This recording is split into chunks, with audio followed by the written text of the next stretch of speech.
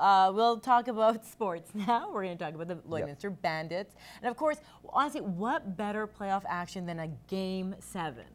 It doesn't get any better than that. Winner take all in the books. Let's throw whatever sports cliche we can at you in this short amount of time. Yeah, you know what? Down 3-1, they've come back and really impressed a lot of people. They look like they were down and out, but the Lloydminster Bandits have found a new lease on life in these playoffs, heading into Game 7 tonight. Heading into Game 5, the Lloydminster Bandits were in an uphill battle, down 3-1 in the series, including a 8-4 drubbing by the Killam Wheat Kings. Head coach Jason Newman needed to shake things up a bit, putting 18-year-olds Roper Jones, Riley McNabb, and Josh Holt on a line. Backs against the wall, and we had some young guys that we put in a spot and really feel part of the team. They hadn't been seeing a lot of ice, and they had a lot of desire to help the team and do whatever it took to win. It was a no-brainer putting Holt and McNabb together, as both played on the same team last year. I feel us playing together has molded us together as a line better, so we basically know what each other's doing. We played with Midwest, this is AA. Played there all year together, so we kind of understand each other and where we're going to be and what's happening.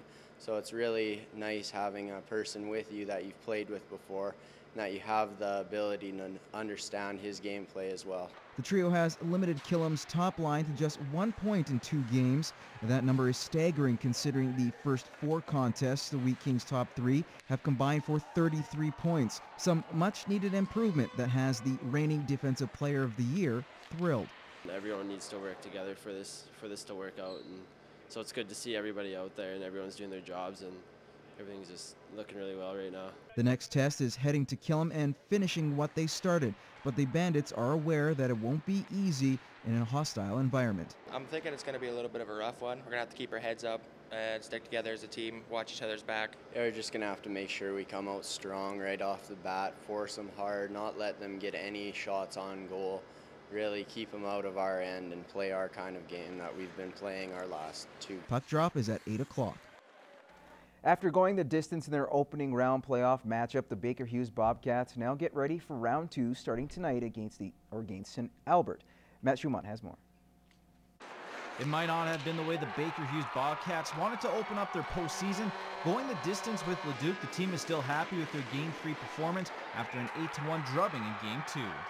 I thought we started off really well in the first game, and we kind of got away from things there in the second game, and then the guys stepped up big time in the third game and showed what type of team we can be. We played a good first game. The second game didn't go so well, but I think we all came together in the third game and everyone did their role and got it done. After missing the first 2 games with an injury, the Cats received a huge spark with captain Austin Hunter returning for Game 3, and he didn't disappoint, scoring the game-winning goal and adding an assist in his playoff debut.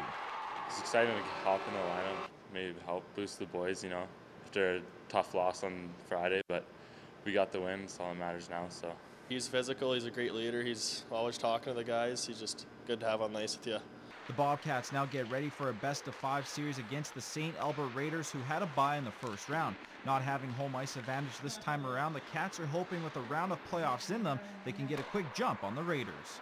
I think we're just coming off a hot win that we played really good, and that would be huge because they had a week and a half off, so they might come a little sleepy, so if we hop on them right away, hopefully we can get on them. We're confident playing on the road.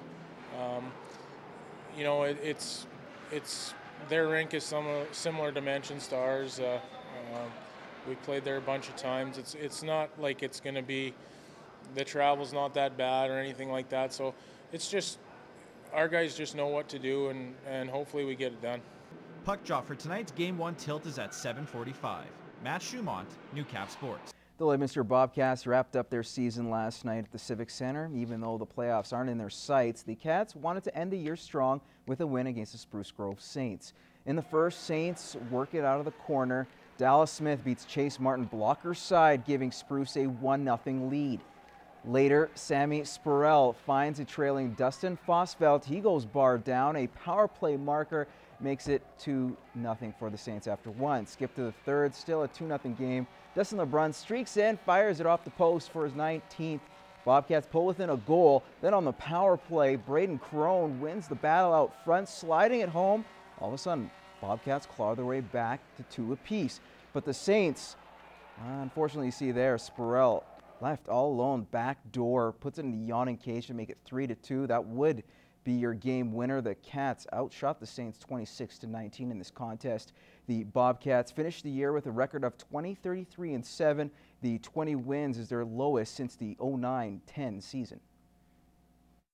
And I thought the first 10 minutes we could have scored 5 goals and some unlucky bounces and some key saves, and we could have been on top of them early before they got their legs under them. And through the mid-stretch of the game, you know, I think it was a little more back and forth. And in the last 15 minutes, thought we dominated again. We just couldn't score. And you know, I thought we were playing well. Definitely wanted to win out for my last game there, and you know, they played well. I thought we played well in the third, but I guess in the first and second we didn't really match up with them too well. But this team's going to be great, you know, next year.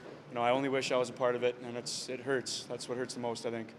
Well, there's a little foreshadowing there for you. All right, now we got the Bonneville Pontiacs highlights coming up. They were in a dogfight trying to keep up in that oh-so-important home ice advantage. Of course, 2nd through 7th, still up for grabs in that North Division with just 2 games remaining on the schedule. The Pontiacs began the home-and-home with the Fort McMurray Oil Barons, who sat just 1 point behind Bonnyville heading to last night's action. Just under 4 minutes in the game, it will be the road team jumping out to the early lead. Jetlyn Houcher pounces on the Pontiacs miscue and beats Tyler Santos. Blocker side, Oil Barons with a quick 1-0 lead. But that would be short-lived as Bonnyville works the cycle down low right to Mitch Owsley, and he pots home his 13th. It's 1-1 after a period. So to the second, Pontiacs on the forecheck.